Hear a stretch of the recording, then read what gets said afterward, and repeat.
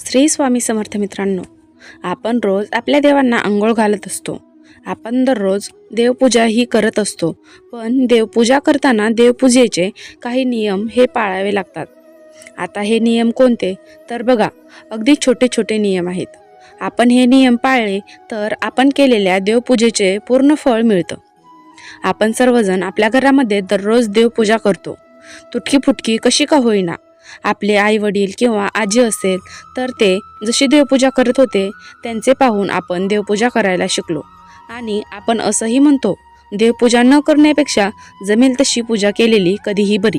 पण खरं सांगायचं झालं तर बघा, आपण जी देवपूजा करतो आपल्याला या पूजेचं संपूर्ण फळ मिळालं पाहिजे असेल तर आपल्याला या काही नियमांचे पालन केलेच पाहिजे. तुम्ही जर का या गोष्टी लक्षात ठेवून किंवा या गोष्टी धरून देवपूजा करत असाल तर तुम्हाला या पूजेचं संपूर्ण फळ मिळेलच. आपण दररोज देवपूजा करूनही काही जण म्हणतात, आम्ही रोज देवपूजा करतो तरीसुद्धा आम्हाला याचं काही फळ मिळत नाही किंवा त्यांच्या घराला काही दोष लागतात, घरातील अडचणी संपतच नाहीत. तर हे दोष का लागतात तर तुम्ही देवपूजा करताना ह्या गोष्टी तुमच्याकडून कळत नकळत किंवा चुकीने करायच्या राहून जातात. तर ह्या गोष्टी कोणत्या, तसेच देवांना अंघोळ घातलेल्या पाण्याचा उपाय कसा करावा हे आपण आज या व्हिडिओच्या माध्यमातून जाणून घेणार आहोत. पण व्हिडिओमध्ये पुढे जाण्याआधी जर तुम्हालाही परमेश्वराचा कृपाशीर्वाद तुमच्यावर राहावो असे तुम्हाला वाटत असेल तर या व्हिडिओला एक लाईक करा आणि चॅनलवरती नवीन असाल तर सबस्क्राईब करा. तसेच कमेंटमध्ये श्री स्वामी समर्थ नक्की लिहा. सर्वात महत्त्वाचं म्हणजे आपण दररोज देवपूजा करताना सर्वात अगोदर आपल्याला दिवा हा प्रज्वलित करायचा आहे. आपण काय करतो, आपली देवपूजा ही संपूर्ण करून घेतो आणि त्यानंतर आपण दिवा, अगरबत्ती, धूप हे लावत असतो. पण आपल्याला असं न करता देवपूजा करायला सुरुवात करण्याच्या अगोदर आपल्याला दिवा हा लावून घ्यायचा आहे. तुम्ही हा दिवा शेवटी लावता तोच दिवा तुम्हाला सुरुवातीला लावायचा आहे. कोणतीही पूजा करताना आपल्याला अग्नीच्या साक्षीने करायची असते, तेव्हा त्याचे संपूर्ण फळ हे आपल्याला मिळत असते. तुम्ही जर का ही एक चूक करत असाल तर तुम्हाला आजपासून देवपूजा करताना सर्वात अगोदर तुमचा जो दिवा असेल तो दिवा अगोदर एका बाजूला लावून घ्यायचा आहे. त्यानंतर तुम्हाला देवपूजा करायला बसायचं आहे. आता कित्येक जण बघा, गावाकडचे लोक असू द्या किंवा भरपूर जण लहान मुलांना देवपूजा करायला सांगतात. काही ठिकाणी आजी आजोबा असतात, ते फक्त देवपूजा करायची आहे म्हणून देवपूजा करतात. परंतु देवपूजा करायला बसताना आपल्याला आसन घेऊन बसायचं आहे. तुम्ही बसायला एक आसन घ्या. तुम्हाला दररोज देवपूजा करण्यासाठी बसायला एक वेगळं आसन तयार करा आणि या आसनावर बसून तुम्हाला देवपूजा करायची आहे. देवपूजा करताना कधीही जमिनीवर बसून देवपूजा करू नये. प्रत्येक गोष्टीमागे शास्त्रीय तसेच धार्मिक कारण आहे, त्यामुळे ही देखील तेवढीच महत्त्वाची गोष्ट आहे. आपण म्हणतो जाऊ दे, कुठे गार लागतं खाली बसून, देवपूजा तर करायची आहे, 5-10 मिनिटाचे काम आहे, नाही बसायला घेतलं तर काय होतं. परंतु असं करू नका. ही देखील एक चूक आपल्याकडून कळत नकळत होत असते आणि याचे देखील दोष आपल्याला आपल्या घरात लागत असतात आणि त्याचे परिणाम आपल्या घरातील सर्वांना भोगावे लागतात. तेव्हा देवपूजा करताना तुम्ही एक बसायला आसन घेत जा. यानंतर आपण जेव्हा देवपूजा करतो तेव्हा देवपूजा केल्यानंतर जे देवांना घातलेलं अंघोळीचं पाणी असतं किंवा देवांना अंघोळ कशी घालायची बघा, आपण काय करतो, एक भांडं घेतो, एक मोठी कटोरी किंवा एक ताम्हण घेतो, त्याच्यामध्ये पाणी भरतो आणि सगळे देव त्याच्यामध्ये बुडवून त्यांना अंघोळ घालत असतो. पण बरेच जण या पद्धतीने देवांचे अंघोळ आटपतात, तर आपल्याला असं करायचं नाहीये. किंवा तुम्ही काय करता, एक कटोरी किंवा एक भांडं घेता आणि त्यात सर्व देव ठेवता आणि सर्व देवांवर तुम्ही तांब्याने पाणी ओतत असता. तर आपल्याला देवांना अशी अंघोळसुद्धा चुकूनही घालायची नाही. यामुळे आपल्याला 100% दोष हे लागत असतात. देवांना अंघोळ घालण्यासाठी तुम्ही काय करा, सर्व देव तुम्ही एका ताम्हणात किंवा एका ताटलीत काढून घ्या. त्यानंतर एक तांब्याचा तांब्या भरून तुम्ही पाणी घ्या आणि ज्या भांड्यात तुम्हाला देवांना अंघोळ घालायचे आहे ते घंगाळ किंवा कटोरी, कुठलंही भांडे असू द्या, ते भांडं घ्या. यानंतर आपल्याला आपल्या डाव्या हातामध्ये एक देवाची मूर्ती घ्यायची आहे आणि उजव्या हातामध्ये पाण्याने भरलेला तांब्या घ्यायचा आहे आणि उजव्या हाताने या आपल्या डाव्या हातातल्या मूर्तीवर पाणी घालायचं आहे. सुरुवातीला तुम्ही ही मूर्ती सर्वात अगोदर तुमच्या घरात गणपती बाप्पा असतील तर तुम्ही सर्वात अगोदर गणपती बाप्पांना अंघोळ घालून घ्या, किंवा तुम्ही ही मूर्ती त्या भांड्यात ठेवा आणि वरून पाणी ओता. या मूर्तीला उजव्या हाताने पाणी घालून उजव्या हातानेच व्यवस्थित धुवून घ्यायचं किंवा अंघोळ घालून घ्यायची. त्यानंतर तुम्ही ही मूर्ती एखाद्या स्वच्छ कपड्यावर ठेवा. मग दुसरी मूर्ती घ्या, ती हातात धरा आणि उजव्या हाताने या मूर्तीवर पाणी घाला. बोटाने ही मूर्ती चोळून घ्या.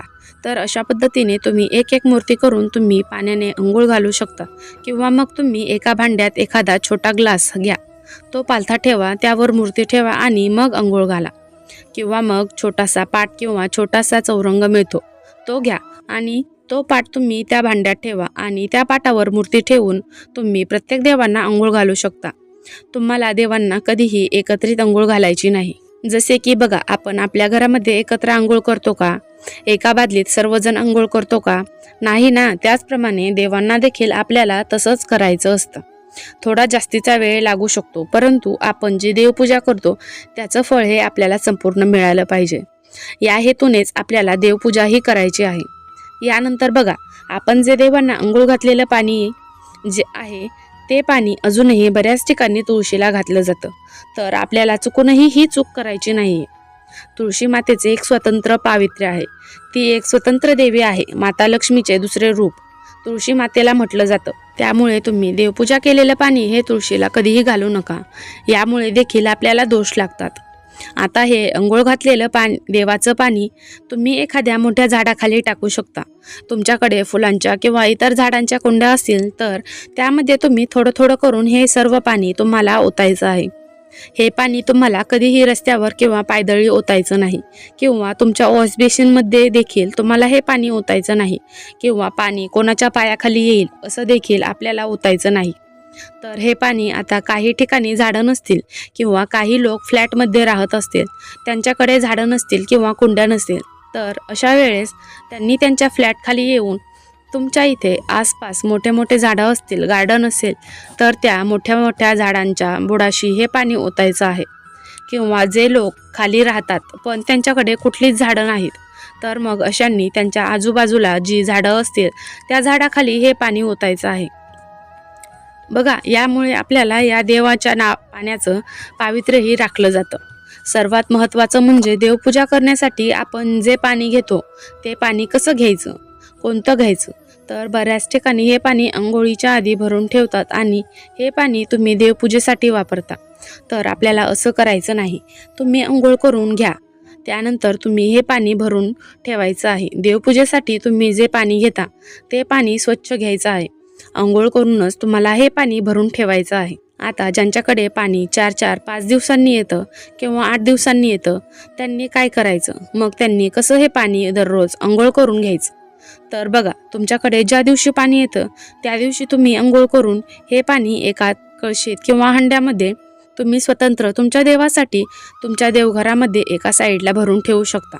आणि दररोज अंघोळ झाल्यानंतर तुम्ही हे पाणी वापरून तुमच्या देवघरातील देवपूजा ही करू शकता. आता ज्यांच्याकडे वरच्या टाक्यांना पाणी असतं, ते डायरेक्ट त्यांच्या किचनमध्ये पाणी येत असेल, तर त्यांनी काय करायचं? तर त्यांच्याकडे बघा पर्याय नसतो. तर त्यांनी काय करायचं? त्यांनी अंघोळ झाल्यानंतर सर्वात पहिल्यांदा देवपूजेचं पाणी त्या नळाचे पाणी काढून ठेवायचं आहे. तुमच्याकडे जर का गंगाजल असेल तर तुम्ही त्या पाण्यामध्ये गंगाजलाचे 2-3 थेंब टाकून त्या पाण्याने तुम्ही देवांना अंघोळ घालू शकता. तर चुकूनही आपल्याला बिना अंघोळीचं देवासाठी पाणी भरून ठेवायचं नाही, किंवा पारुष्या हाताने तुम्हाला देवपूजेच्या पाण्याला हात लावायचा नाही, किंवा तुमच्या घरामध्ये तुम्ही जे पाणी भरून ठेवता त्या पाण्याला इतरांनी बिना अंघोळ करता हात लावला असेल आणि तेच पाणी तुम्ही जर का देवपूजेसाठी वापरत असाल तर तुम्ही चुकूनही अशी चूक करू नका. यानंतर तुम्ही तुमच्या देवघरामध्ये तेलाचा दिवा लावत असाल आणि तुपाचा दिवा लावत असाल तर तो कुठे लावायचा? तुम्ही जर का तेलाचा दिवा लावत असाल तर तो तुम्हाला देवाच्या डाव्या बाजूला ठेवायचा आहे, आणि तुपाचा दिवा लावत असाल तर तो तुम्हाला देवाच्या उजव्या बाजूला ठेवायचा आहे. म्हणजे आपल्या डाव्या हाताला तुपाचा दिवा ठेवायचा आहे आणि आपल्या उजव्या हाताला तेलाचा दिवा ठेवायचा आहे. यानंतर आपण देवांना फुलं वाहतो. ती फुलं सुकल्यानंतर कधीही आपण आपल्या घरामध्ये ठेवायची नाहीत, ते लगेच विसर्जित करायचे आहेत. किंवा तुम्ही एखाद्या झाडाखाली किंवा तुमच्या एखाद्या कुंडीमध्ये ही फुलं खड्डा खणून पुरू शकता. म्हणजे बघा, याचं निर्माल्य पण होतं आणि याची योग्य ठिकाणी विल्हेवाट देखील होते. आणि देवांची फुलं आपल्याला कचऱ्यात कधी टाकायची नाहीत किंवा कुठेही आजूबाजूला फेकायची नाहीत. पायदळी देखील तुडवायची नाहीत. यामुळे देखील आपल्याला दोष लागतात. आता देवांच्या बाबतीत जेवढ्या गोष्टी असतील, जेवढ्या वस्तू असतील, आपल्याला हे पावित्र्य राखायचा प्रयत्न करायचा आहे. अशी ही फुलं तुम्ही घरात सुकवून ठेवू नका किंवा घराच्या आजूबाजूला कुठेही कशीही फेकू नका. थोडासा आपल्याला वेळ लागतो, पण ती व्यवस्थित आपल्याला जिथल्या तिथं ठेवायची आहेत. यानंतर बघा, आपण जे हळदी कुंकू देवांना लावतो, तर आता प्रत्येक देवाला हळदी कुंकू लावायचं असतं का? तर नाही. बघा, तुम्ही देवीच्या मूर्तीला हळदी कुंकू लावू शकता. आपल्या देवघरात जर दत्ताची मूर्ती असेल तर त्यांना आपल्याला अष्टगंध लावायचा आहे. याचबरोबर बाळकृष्णाची मूर्ती असेल तर बाळकृष्णाच्या मूर्तीला तुम्ही अष्टगंध गुलाल लावा. आपल्याकडे बघा, भगवान शंकराची मूर्ती असेल तर आपल्याला चुकूनही हळदी कुंकू लावायचं नाही. त्यामुळे भगवान शंकर क्रोधित होतात आणि आपल्याला कळत नकळत त्याचे दुष्परिणाम भोगावे लागतात. आपल्याला भगवान शिवांची जर शिवपिंड असेल तर आपल्याला याला भस्म लावायचं आहे. बघा, जो पांढरा भस्म असतो, चंदन असतं, ते तुम्हाला लावायचं आहे. त्याचप्रमाणे आपल्याकडे जर विठ्ठल रुक्मिणीची मूर्ती असेल तर आपल्याला विठ्ठलाला अबीर बुक्का किंवा अष्टगंध लावायचा आहे. रुक्मिणीच्या मूर्तीला हळदी कुंकू लावायचं आहे. अशा या छोट्या छोट्या गोष्टी आहेत. या गोष्टींचे आपल्याला पालन करायचे आहे. स्वामी समर्थांची मूर्ती असू द्या तर त्यांना देखील आपल्याला हळदी कुंकू कधीच लावायचं नाही. तर अशा छोट्या छोट्या गोष्टींचे पालन आपल्याला आपल्या देवघरामध्ये करायचं आहे. याचप्रमाणे आपण धूप अगरबत्ती लावतो.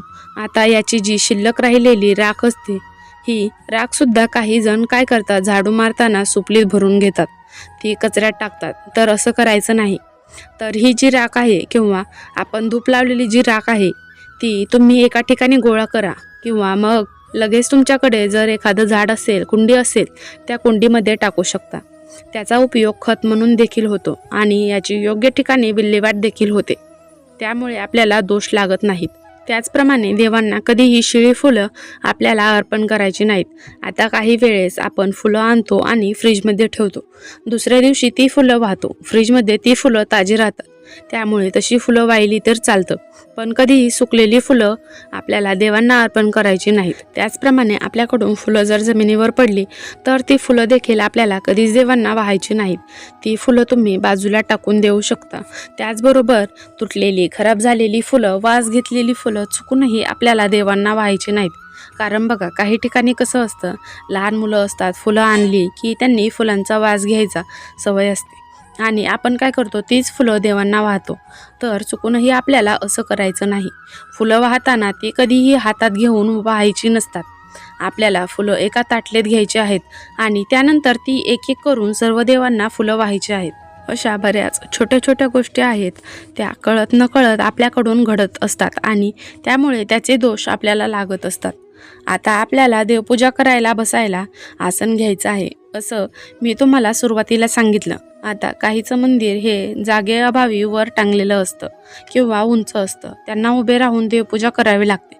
मग तुम्ही म्हणाल, आता उभे राहून देवपूजा करायची, मग बसायला आसन कसं घ्यायचं? तर तुम्ही काय करा, तुम्ही तुमच्या पायाखाली आसन घ्या. तुम्ही जमिनीवर थांबून देवपूजा करू नका. पायाखाली ठेवायला आसन घ्या आणि मग देवपूजा करा. दुसरी गोष्ट म्हणजे तुम्ही देवघरात जो दिवा लावता, तो दिवा तुम्हाला कधीही जमिनीवर ठेवायचा नसतो. मग तो दिवा कसा लावायचा?